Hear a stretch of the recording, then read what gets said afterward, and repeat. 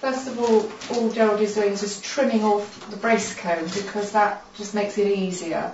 And then you will use your knife in a sort of an upward. You see he's tilting this slightly forwards, and by cutting upwards, this thin sheet of wax that's coming off will fall into the capping tray, ready for the melting tray to do its work. The piece of timber here, when you get this, the first time if you use this in the association, people say, what's the piece of wood for? And you can see now, it's obvious, this just sort of sits on, locates on either side of the tray, and with a circular slot, which is just a bracing slot. Do be careful how you hold, where you put your fingers.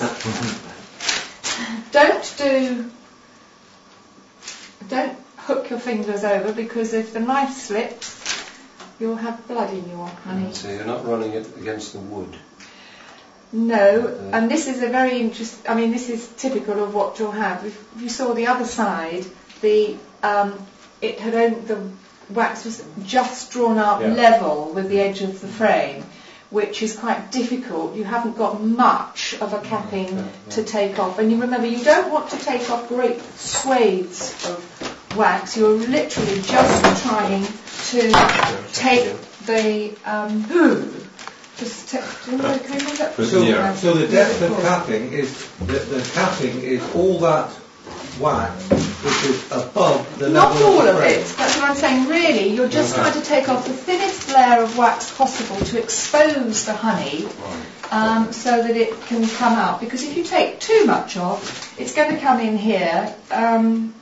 You still collect it. You collect it a different way. Now, if you had we've probably got some here. If you had a very, very, very deeply drawn comb, you might want to make that decision that you're going to take off quite a chunk of wax and even it up so it's a nice size to put back for next year, and also to harvest some good-looking wax.